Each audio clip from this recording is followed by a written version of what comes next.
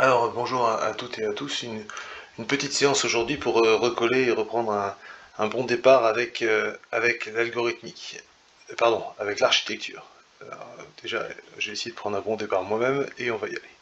Ok, et donc le cours d'aujourd'hui va s'appeler simplement Architecture Back to Business.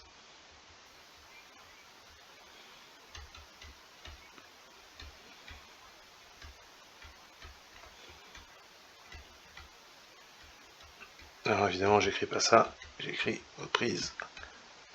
Enfin.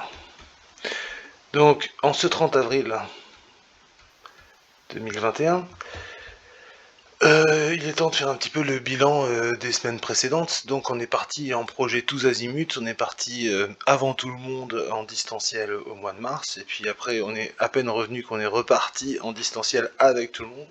Bref, un certain nombre de choses qui nous ont amené à modifier nos plans. Et les journées portes ouvertes d'une part, pour lesquelles je vous remercie encore pour votre investissement, et d'autre part, les projets que l'on mène, qu'ils soient collectifs ou individuels, ont pris beaucoup de notre attention.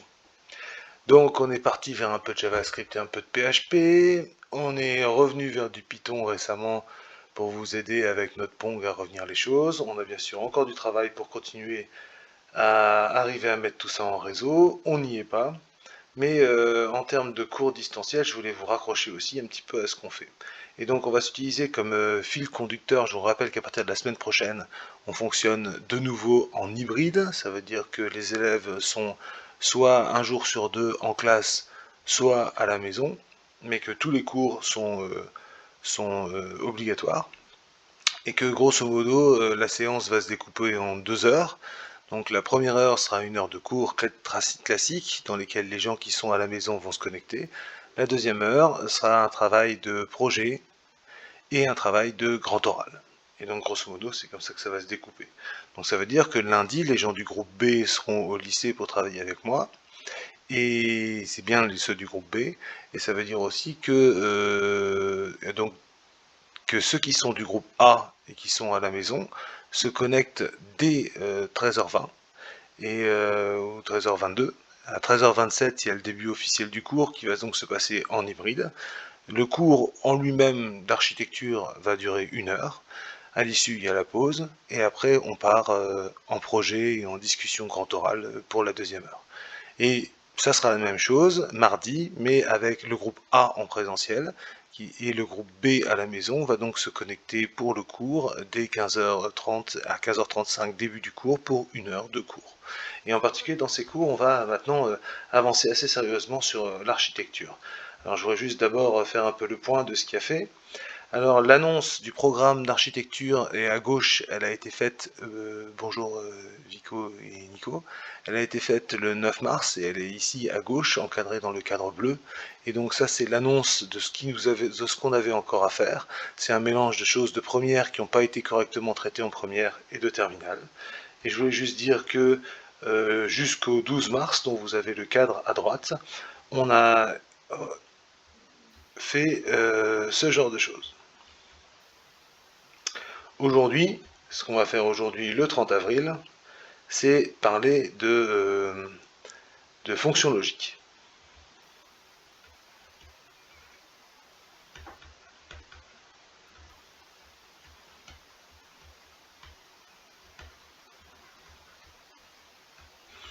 Et après, du coup, ça nous permettra d'arriver à cette partie-ci.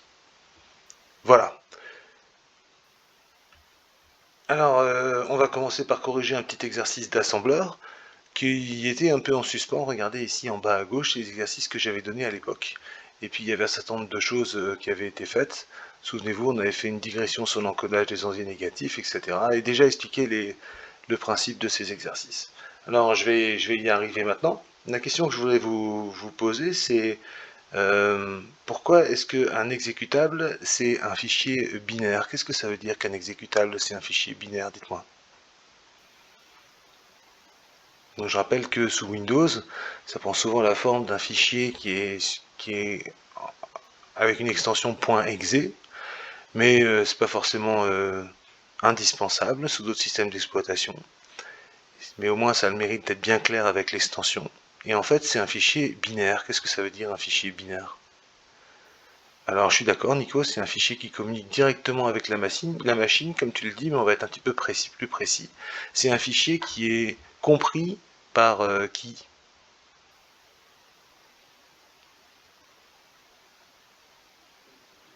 Il est effectivement en langage machine, et il est compris par qui précisément?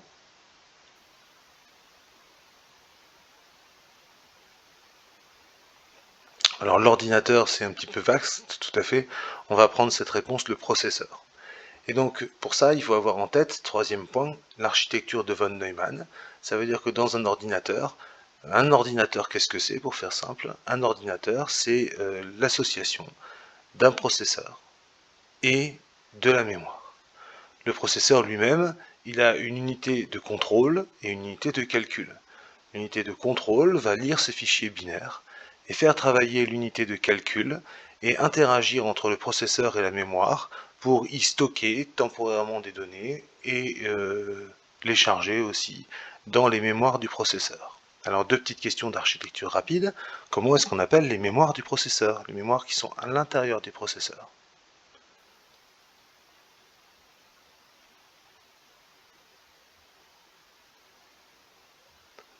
Pas de problème Alice, bienvenue.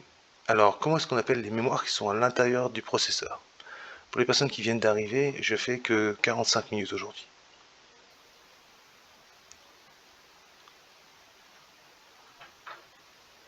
Ça s'appelle les registres. Donc à l'intérieur du processeur, on a des registres. Et ce sont des mémoires extrêmement rapides, heureusement, puisqu'il ne faut pas qu'elles ralentissent le processeur. Et donc on a donc des registres. Si vous voulez, on peut faire un schéma un peu naïf pour essayer de bien comprendre les choses. Ça veut dire que l'architecture de von Neumann, qui est encore en cours aujourd'hui, c'est quoi? Eh bien, c'est un ordinateur, c'est en fait la conjonction d'une part d'un processeur et d'autre part de la mémoire.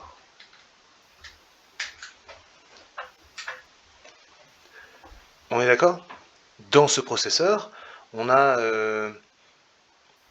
une unité de contrôle et une unité de calcul. Et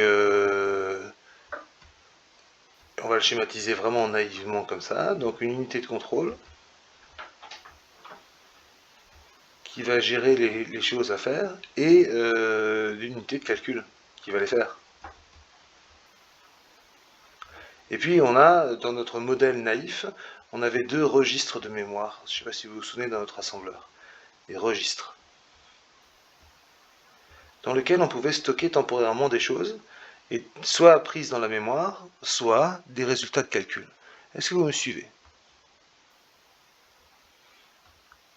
Ça fait un petit bout de temps, effectivement. Hein. Donc j'ai fait différents petits sondages et j'ai pu constater qu'il était utile maintenant de redonner un fil conducteur où on continue à progresser dans notre cours, sachant que vous savez qu'il y aura toujours un temps dédié pour nos projets. Alors ça va pour tout le monde dans le processeur? Deux registres chez nous, une unité de contrôle qui va suivre le PC, je ne sais pas si vous vous souvenez, et le programme counter, et l'unité de calcul, dans lequel, qui va justement faire les calculs sur les différentes choses. Et en face, dans la mémoire, si vous voulez, on a un certain nombre d'adresses mémoire. Alors nous, on leur avait donné des numéros un peu naïfs, je ne sais pas si vous vous souvenez, c'était même des cases mémoire, on avait la 10, la 11, la 12, etc. On peut voir ça aussi comme une sorte de tableau ici à droite, etc. Peu importe. Un nombre de mots. Vous aurez une petite vidéo qui va reprendre un peu ce genre de choses, où on peut écrire dans des cases mémoire. Voilà. C'est bon pour vous ou pas? Voilà. Et donc du coup, rappelez-vous, en fait ce qui se passe, c'est que l'architecture de von Neumann, c'est la conjoncture de ces deux choses, et il y a un certain nombre de fils ici, et le nombre de fils est défini par par un système d'exploitation, est-ce qu'il est 32 bits, est-ce qu'il est 64 bits, etc. Et ici, ce qui se passe, c'est qu'on a des choses qui vont dans les deux sens, et ces choses qui vont dans les deux sens ici, ça s'appelle comment, vous vous souvenez? Pour partager les données entre les deux choses, entre le processeur et la mémoire? Oui, Enzo, c'est des bus de données. Et tout ça ici, souvenez-vous, ça ici, c'est ça un ordinateur. Et ça permet d'obtenir ce qu'on appelle l'architecture de von Neumann. C'est vraiment un schéma un petit peu naïf que je vous ai fait à l'arrache, etc.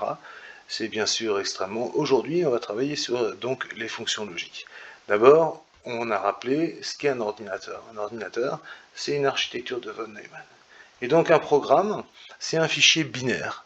Un fichier binaire, qu'est-ce que ça veut dire? Ça veut dire qu'il ne contient que des 0 et des 1. Ces 0 et des 1, c'est un code lié à l'architecture du processeur, qui est un langage machine, et qui va donner un certain nombre d'ordres, d'où le nom ordinateur, un certain nombre d'ordres à exécuter par le processeur dans un certain ordre. Et puis, ce langage, il est incompréhensible pour les humains. C'est le fruit de ce qu'on appelle la compilation, pour que le processeur puisse le lire. Tout ça, on l'a déjà fait, je suis en train de vous le rappeler. L'assembleur, c'est la traduction la plus proche possible du langage machine, compréhensible par les êtres humains, pour pouvoir écrire des programmes directement dans l'esprit de ce que fait le processeur, au niveau architecture. Et programmer en assembleur, c'est extrêmement difficile. On dit que c'est un langage de haut niveau ou de bas niveau, le langage machine et l'assembleur. Absolument, on dit que ce sont des langages de bas niveau, ça veut dire très très près du processeur. Nous, quand on fait du Python, ou quand on fait du JavaScript, oui, très bonne blague, Axel, des langages de bas niveau, mais pour des gens de très très haut niveau, tout à fait.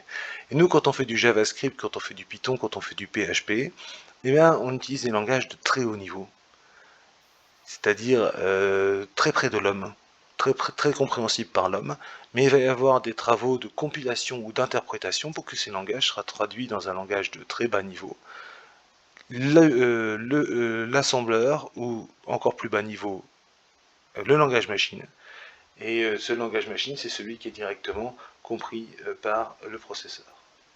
Donc, un fichier binaire en langage machine, ça, c'est un exécutable. L'assembleur, c'est la version humaine de ce langage-là. Et ce qu'on va faire, c'est qu'on va commencer par se rappeler un petit peu ça. Ok? Voilà. Alors, je change de tableau et j'avais donné un exercice qui était le suivant. Donc, c'était l'exercice 15.3, ce qui est lamentablement mon classement au tennis en ce moment, et qui disait écrire un programme qui lie deux valeurs x et y, contenues respectivement dans les cases mémoire 11 et 12. Donc, ça veut dire que dans notre mémoire, donc ici on est dans la partie mémoire, on a une case 11, une case 12, une case 13, et qu'on a x et y ici. Ok? Et qui calcule la différence x moins y, et qui la pose. Donc, nous, ce qu'on veut, c'est qu'on a x et y, on a un programme qui calcule x moins y, pardon, c'est y moins x, le programme que je vous ai donné, et le résultat de ce calcul, il le pose dans la case 13. Voilà ce qu'on veut obtenir au niveau de ce programme qui était à faire ici. Alors, je ne sais plus exactement comment on l'avait commencé, mais on va s'intéresser à ça. Donc, compléter, voilà, il y aura ensuite une deuxième partie qui est donnée. Donc, c'était le programme qui était à faire. Donc, comment ça va se passer cette affaire-là? Donc, je vous rappelle que nous, ce qu'on fait, c'est que on gère les registres. Et à l'époque, je faisais des petits dessins en rouge comme ça, je ne sais pas si vous vous souvenez, pour avoir les registres. Donc, notre registre A et notre registre B.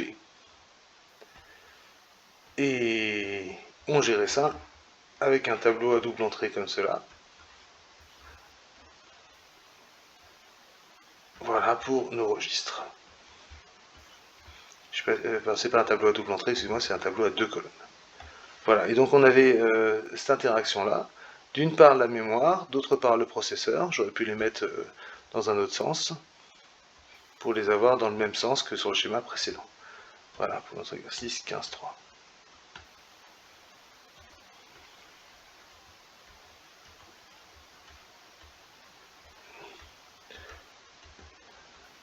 Alors je veux juste rappeler ce qu'on peut faire. Donc, quelles sont les commandes en assembleur qu'on a? Les commandes en assembleur qu'on a, c'est les suivantes. Donc, un petit rappel de notre assembleur. Qu'est-ce qui se souvient de ce qu'on avait comme commande disponible pour faire ce travail? Donc évidemment, ce n'est pas l'assembleur de nos processeurs à nous, hein. C'est un assembleur très simplifié, et avec 2 seuls registres dans nos processeurs, on a vraiment quelque chose d'extrêmement simplifié. Donc ici, donc vous avez le processeur, et là à droite, vous avez la mémoire. Voilà. Alors qu'est-ce qu'on avait comme fonction d'assembleur, si vous avez un petit peu des souvenirs de ce qu'on pouvait faire? Alors, je vous donne, c'est un langage qui se passait toujours en 2 cases pour qu'il puisse être lisible. Et donc, par exemple, on avait LDA suivi d'une adresse mémoire. Alors, je vous fais un petit peu le début. LDA 11, ça veut dire charge en mémoire dans le registre A ce qu'il y a dans la mémoire en 11. Load, absolument. Et ça, au niveau de notre processus counter, je ne sais pas si vous vous souvenez de cette affaire-là, ça se passait comme ça. Ça veut dire qu'on créait un petit tableau.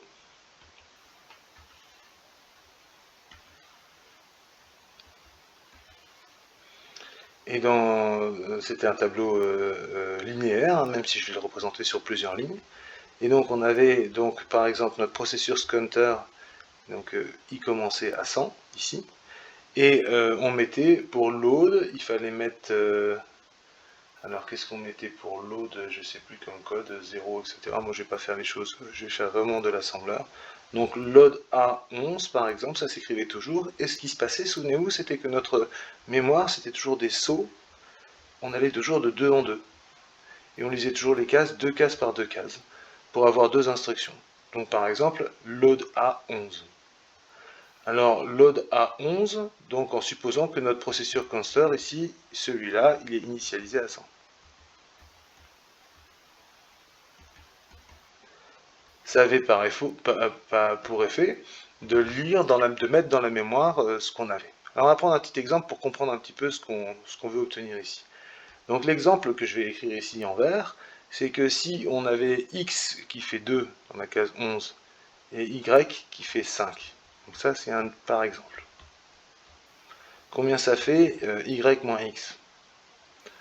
Ben, ça fait 3. Et donc ce qu'on veut obtenir, c'est mettre 3 là-dedans. On est d'accord? Dans le cadre de notre exemple. Vous me suivez? Alors comment ça va se passer? Comment ça va se passer cette affaire-là? Pour que ça se passe bien, on avait une petite idée, c'était de dire bah, c'est pas trop difficile. Ce qu'on va faire, c'est que on va décrémenter la case y, puisqu'on veut faire y moins x, et décrémenter la case x en même temps. Et en décrémentant, eh ben, x décrémente, il devient 1, alors y décrémente, il devient 4. Puis après, x décrémente, il devient 0, y décrémente, il devient 3. Et quand x est égal à 0, parce qu'on se souvient qu'en assembleur, on a un truc qui veut dire qu'on peut loader, qu'on peut tester si une case fait 0, et bien dans ce cas-là, ce 3, c'est ce qu'il faudra mettre comme résultat. Donc, en assembleur, qu'est-ce qu'on a? On a load A11 qui veut dire charger une adresse, charger en A. Donc ça c'est chargé dans A.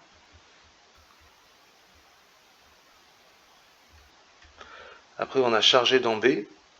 Par exemple si je mets load B12, ce que je vais mettre tout de suite au début de mon programme. Voilà. Ensuite qu'est-ce qu'on avait? On avait aussi des STB, je ne sais pas si vous vous souvenez. Et des STA. STA 11 par exemple, ou STA avec une adresse mémoire quelconque, etc. Cette fois-ci, c'est plus chargé dans A. C'est quoi quand il y avait ST?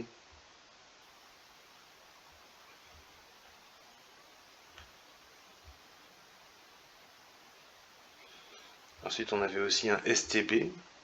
ST comme store. Qu'est-ce que ça veut dire, ça? Ouais, stocker, ouais, complètement. Ou enregistrer, si vous préférez.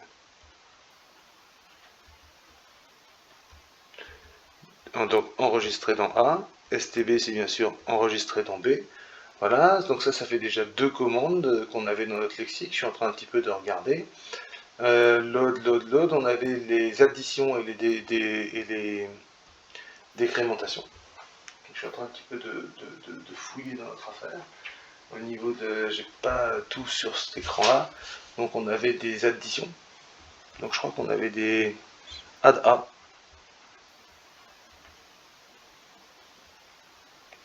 Ce qui avait le mérite de prendre A plus B et de le mettre dans A, je crois. C'était quelque chose comme ça. Il faudra vérifier.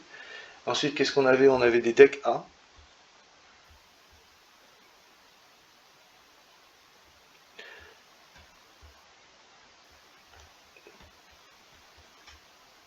En 2 cases. Deck A, ça c'était une décrémentation. De la même manière, on pouvait faire deck B. Alors ça va être assez important aujourd'hui. Voilà, on avait ça. On avait la fin de programme qui se notait end, avec rien à côté. Je ne sais pas si vous vous souvenez. Je suis en train de faire notre vocabulaire. Et on avait des jump, JMP. JMP avec une adresse ici, mémoire. Donc ici aussi, on avait des adresses mémoire, que ce soit bien clair pour notre vocabulaire. Ça voulait dire aller en adresse mémoire.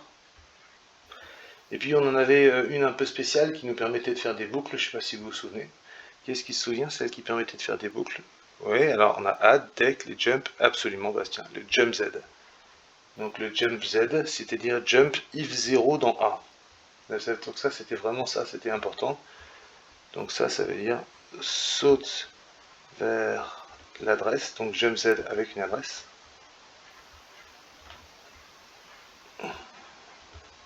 6-0 en A. Voilà, je crois que j'ai mis tout notre assembleur ici à gauche. Alors, on y va. Nous, on veut faire ça. Ça veut dire que le programme qu'on veut faire, c'est qu'on veut charger dans les registres load A11. Donc, si vous voulez, par exemple, ça veut dire qu'ici, je viens de mettre dans A, par exemple, dans mon exemple, 2. Après, derrière, regardez, je veux faire ça. Ça veut dire que ma cible, c'est de faire ce programme-là, celui qui est en exemple ici. Du coup, qu'est-ce que je fais dans un deuxième temps?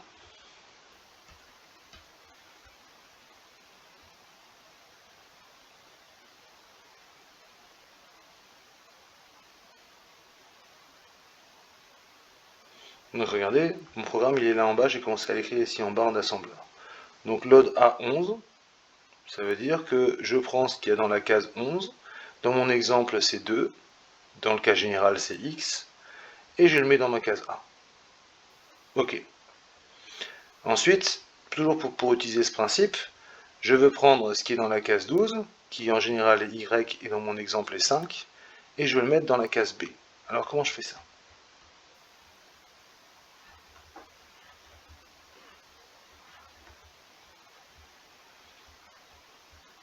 J'attends que vous participiez. Pendant ce temps, je suis en train de mettre des cases mémoire. Dans ma préparation, j'ai besoin d'aller jusqu'en 127, ça va faire du monde.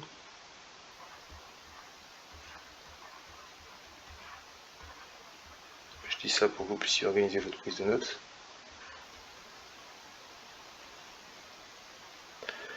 Alors, j'attends que vous participiez. Pour l'instant, j'ai rien. Oui, il y a la Nice, merci. On va charger load B. Donc, je vais charger dans le registre B le contenu de la case 12. Et ça va pour effet d'y mettre 5, par exemple. Évidemment, c'est un exemple. Il faudra que notre programme il marche dans le cas général quand c'est X et Y. Ok? Et donc, le principe maintenant, c'est qu'on va commencer à mettre en place une boucle dans laquelle on va décrémenter les deux et continuer jusqu'à ce que quelque chose. Donc ici, on va commencer la boucle en assembleur. Donc pour faire une boucle, souvenez-vous, c'était l'association d'un jump Z d'abord. Donc on fait le test, on fait un while en fait. Donc pour faire un while, si jamais on est arrivé, tant qu'on n'est pas arrivé, on continue. Et donc ici, il faut qu'on teste si on est arrivé. Et ça se passe avec un jump Z. Donc si, regardez, quand est-ce qu'on est arrivé? On sera arrivé quand on sera à 0 dans la case A.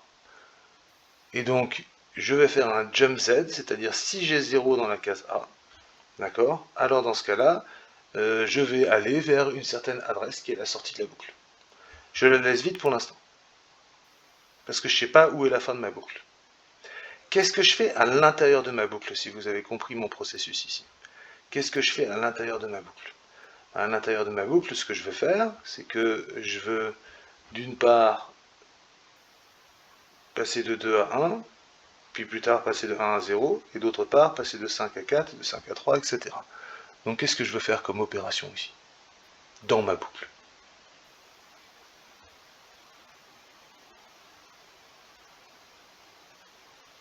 Absolument. À la Nice, je vais faire une décrémentation de A et une décrémentation de B. Donc c'est-à-dire ce qu'il y a ici. Donc je vais faire une dec A. Alors ça, au niveau de mon exemple, ça veut dire que j'avais 2, ça va devenir 1 avec ma décrémentation. Et puis après, je fais un dec B, ça veut dire que j'avais 5, et là maintenant j'ai 4. Et là maintenant, je dois retourner à mon test.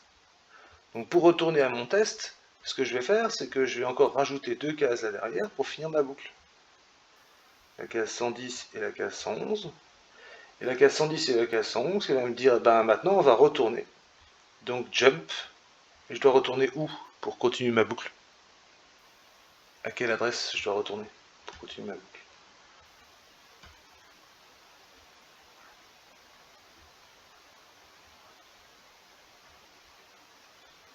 Absolument, je dois retourner à 104. Donc pourquoi je dois retourner à 104? Parce qu'il faut que je revienne ici, c'est ici que commence ma boucle. Alors ici, je vais faire un jump 104. Reviens au début de ma boucle. Et ça, c'est la fin de ma boucle. Alors on a presque fini d'écrire notre boucle, sauf qu'il faut qu'on puisse en sortir. Donc quand on va sortir de ma boucle, ça va être la suite de notre programme. Et qu'est-ce que ça veut dire la suite de notre programme? Ben, ça veut dire que... Après on continue ici. Donc j'étais arrivé à 111, la case suivante ce sera donc la 112, 113, etc. Et donc du coup, si jamais c'est 0, comment je sors de ma boucle? Donc voilà, ça c'est ma boucle.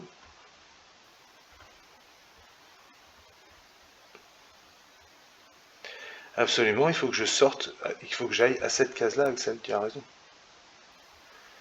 Ça veut dire qu'il faut que mon processus counter, qui pour l'instant est bouclé, regardez, il fait ça, il fait ça, il fait ça. Est-ce que je suis arrivé à 0 en A? Non, alors il va revenir en 104 et on va continuer ici. Et maintenant, il faut que mon processus counter, avec cette affaire-là, il puisse sortir et venir directement là et continuer le programme. Alors, on y va. Qu'est-ce qu'on fait ici? Eh ben, on va finir notre boucle maintenant pour voir comment ce que ça donne. Donc, je suis arrivé ici, je jump à 104. Et en 104 maintenant, est-ce que j'ai 0? Alors, j'ai oublié d'écrire le 112 ici. Est-ce que j'ai 0? Bah non, puisque en A, j'ai 1.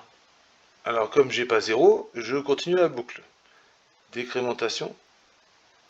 Dans notre assembleur à nous, alors c'est un assembleur extrêmement simplifié par rapport à ce qui se passe dans ton ordinateur, qui est peut-être un modèle AMD 64, un modèle x86 ou je sais pas ce que c'est, etc. Un modèle RISC, un modèle je sais pas quelle est ton architecture.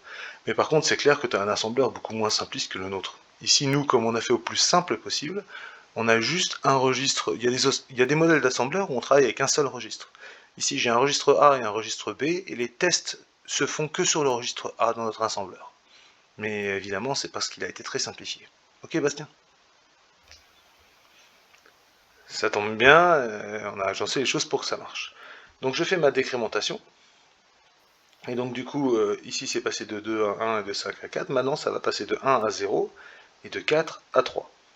Et là, ici, maintenant, je fais mon jump à 104, je reviens à 104.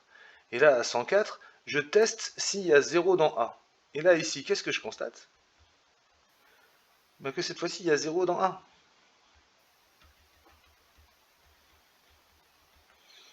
Non, pas miracle, attendu. Ouf.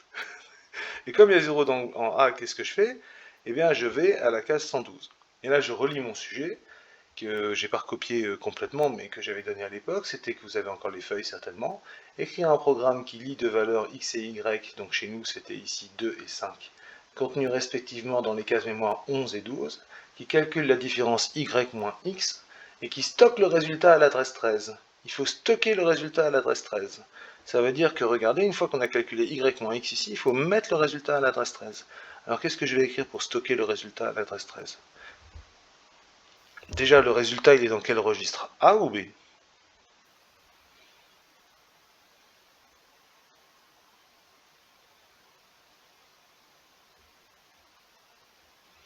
Absolument, il est dans B.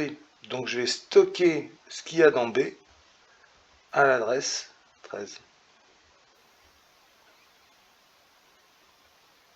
Et voilà. Ou c'est l'arrivée d'Emir.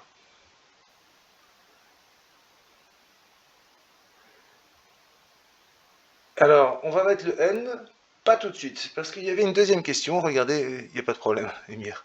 Il y a une deuxième question. Donc, pour ceux qui viennent d'arriver, sachez que je vais encore moins intervenir, pas longtemps, hein, un quart d'heure, 20 minutes, pour ce matin. Alors, il y avait une deuxième question, vous l'avez à les yeux, pour ceux qui ont le document, c'était compléter ce programme pour qu'il stocke la valeur 0 à l'adresse 15 si x est égal à y. Donc la deuxième partie, second part, c'est si x est égal à y, on veut avoir un 0 qui arrive en 15. Donc ça c'est la deuxième partie. Est-ce que x est égal à y? Vous êtes d'accord que écrit comme ça va à peu près? Eh bien si x égale y, alors dans ce cas-là, on veut mettre un 0 à l'adresse 15. Et ça, c'est la suite du sujet.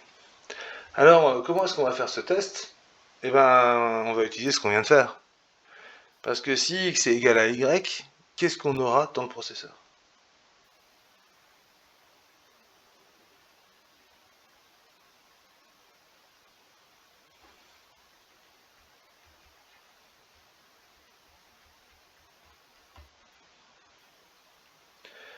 Eh bien, il faudra que... Alors, pas que x soit égal à 0, je suis pas d'accord, parce que x, on n'y a pas touché, il est dans la case mémoire 11. Ni y non plus, on n'y a pas touché, à la Nice, il est dans la case mémoire 12. C'est pas dans les cases mémoire qu'il faut chercher ici, c'est dans les registres.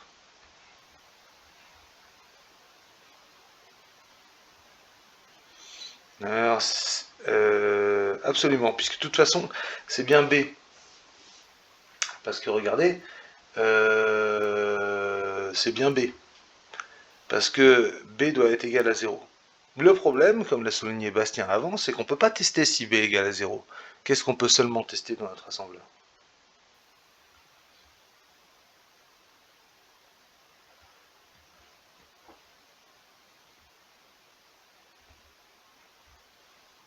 On peut tester si A est égal à 0. J'aurais même mis un double égal. Mais ce que qu'à cela ne tienne, puisque le résultat de B, on vient de le stocker dans la case 15. Alors, qu'est-ce qu'on peut faire?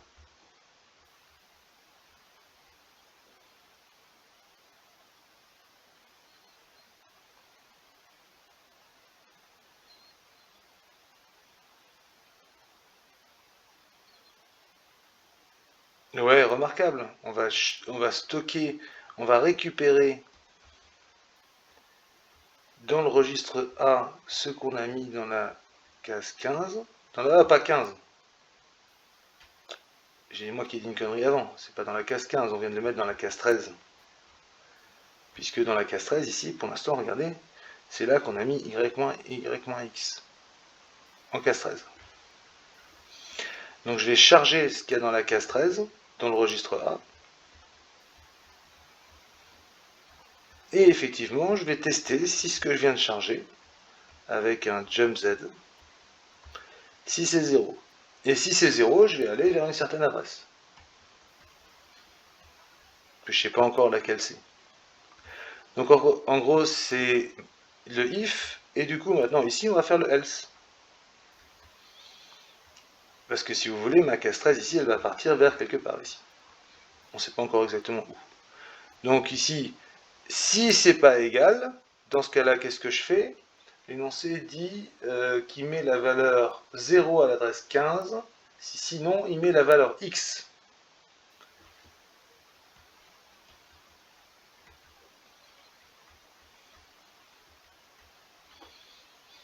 Alors sinon on met x, alors comment est-ce qu'on va faire ça pour mettre x? Eh bien x on l'a toujours quelque part. Regardez, sinon on met x, et x il est toujours là, en case 11, il n'a pas bougé. Alors du coup ce qu'on va faire c'est que on va charger, par exemple dans nos registres B,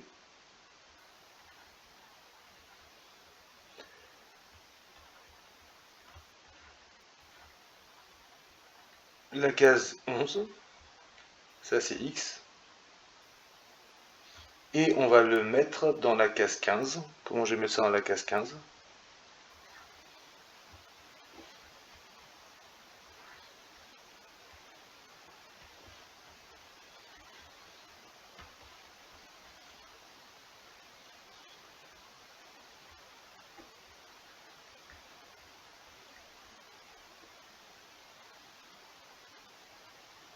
Absolument. Je vais prendre cette valeur de x et je vais la foutre dans la case 15. Alors j'imagine que c'est un réveil de faire ce genre de choses. Alors on a bientôt terminé, je vous rassure, pour les personnes qui sont en galère. Et là maintenant il faut qu'on gère, on n'a toujours pas géré notre if. Et bien notre if c'est quoi? C'est qu'est-ce qui se passe? Et bien on va jumper vers 122. Et en 122, qu'est-ce qui va se passer? Et bien en 122, ce qu'on va faire, c'est qu'on va donc mettre 0 qu'on a précieusement gardé dans notre case A. Et on va le mettre dans notre... Là, je suis en 122. Ah, j'ai oublié quelque chose, j'ai fait une connerie. C'est pas en 122 qu'il faut aller, j'ai oublié de faire la fin. Parce que le problème, c'est que si ici je fais ça, je vais quand même écraser ma case 15. Ouh, c'est mal. J'ai failli faire une grosse boulette. Une grosse boulette. C'est pas vers 122 qu'il faut jumper ici. Il faut jumper vers la fin. Alors on va se mettre un petit peu d'accord sur où est la fin. Pour moi, elle va être en 126. Alors pour ceux qui ont bossé à l'époque, je ne sais pas si vous avez retrouvé vos notes. Ça veut dire que j'ai un 122, 123. Après j'ai encore un 124, un 125. Et après j'ai un 126. Et un 127. Et c'est la fin de mon programme. Et dans le 126, j'ai simplement la fin qui s'appelle end. Souvenez-vous, à côté en assembleur, on mettait un 0 à côté du end. Et donc du coup, c'est là qu'il faut que je jump. Ça veut dire que si j'ai terminé...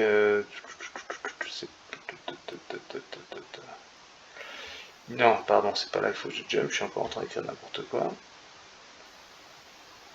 C'est que maintenant que j'ai terminé...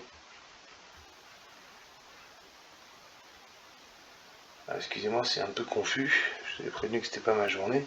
Donc je vais reprendre dans l'ordre. Je fais un test à la ligne, je fais un test, je charge le contenu de la case 13, c'est-à-dire la différence y moins x, je la charge dans mon registre A. Et ensuite, dans mon registre A, je regarde si c'est 0. Si c'est 0, alors dans ce cas-là, je dois mettre 0 dans la case 15. Alors là, ici, je vais aller faire ça à la case 100... Alors, attendez, j'ai un peu perdu le fil là. Donc je jump Z. Pour moi, je vais aller jumper Z en 124 dans mon corrigé que j'ai préparé.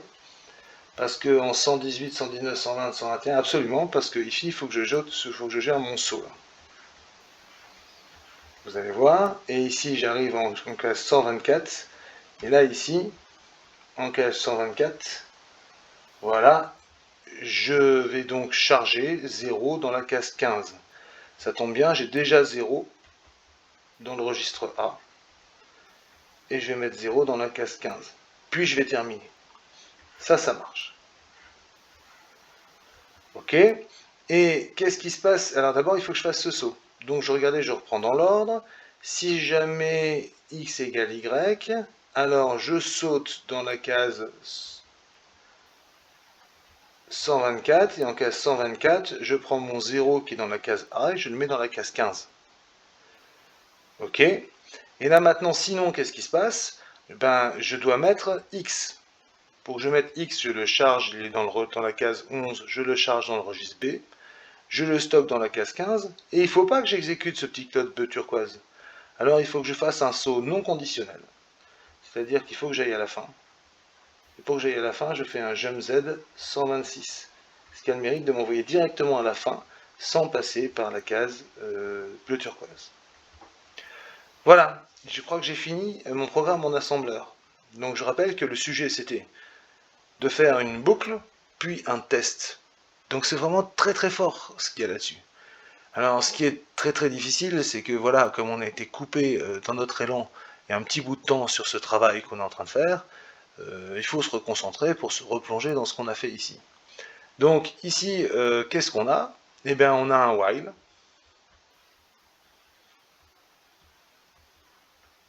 C'est notre boucle ici. Et puis après on a un if. Et là ici on peut voir très bien comment au niveau du processeur, en pré-bas niveau, en assembleur, on est capable de programmer une boucle et un test. Alors qu'en haut niveau, évidemment, on aurait écrit un input X. On aurait écrit ensuite un... Donc en très haut niveau, qu'est-ce qu'on aurait écrit ici? Et bien en très haut niveau ici, on aurait fait un input X. On aurait fait un input Y. Et ensuite, on aurait fait un Z égale Y moins X. Et if Y égale X, etc., etc. Et ça ici, ça a été fait par un while. Au niveau du compilateur, ce qu'on a fait, c'est qu'on a fait un moins 1, moins 1, moins 1 des décrémentations. Vous voyez qu'en haut niveau, les choses vont s'écrire très simplement en 4 lignes, alors qu'en bas niveau, il y a beaucoup de travail. Donc voilà ce qui était la première chose que je voulais faire avec vous aujourd'hui, c'était la correction de cette affaire-là. Donc celui-là, ici, maintenant, il est fait. Ça veut dire que c'est fait page suivante. Ça, ici, maintenant, j'aimerais bien que vous le fassiez pour lundi. Donc, il faut se replonger un peu dans l'assembleur. Et pour lundi, je vous demande de faire le produit de deux nombres. Alors là encore, ça va se passer avec des boucles. Donc, produit de deux nombres pour lundi. Ça veut dire que ça sera corrigé au début de la première heure, lundi. Voilà, dans notre cours hybride, obligatoire pour tout le monde, soit, je le dis pour les retardataires, soit en présentiel pour certains d'entre vous, soit en distanciel. Voilà. Alors, je voudrais encore intervenir au 42. Je vais m'arrêter là pour aujourd'hui, pour un certain nombre de raisons, dont certaines valables. Et je vais vous demander de, par exemple, reprendre ça, et puis ensuite de travailler ça pour lundi. Donc, j'avais annoncé dans ce cours aujourd'hui porte logique. En fait, on n'a pas eu le temps. Je n'ai pas le temps. Et donc, on va pas faire ça.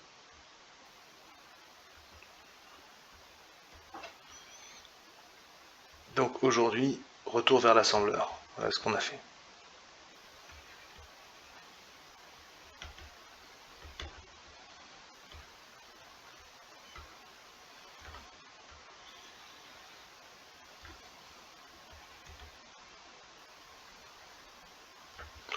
Et voilà.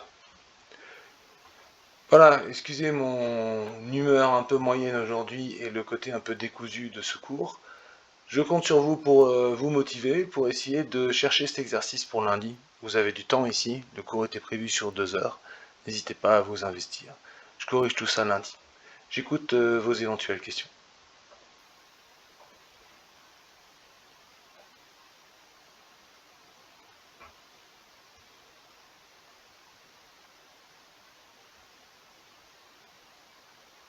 Ok, alors il ne me reste plus qu'à vous souhaiter une très bonne fin de semaine. Au plaisir de revoir certains d'entre vous dès lundi et mardi, voire tous d'ici lundi et mardi. Portez-vous bien.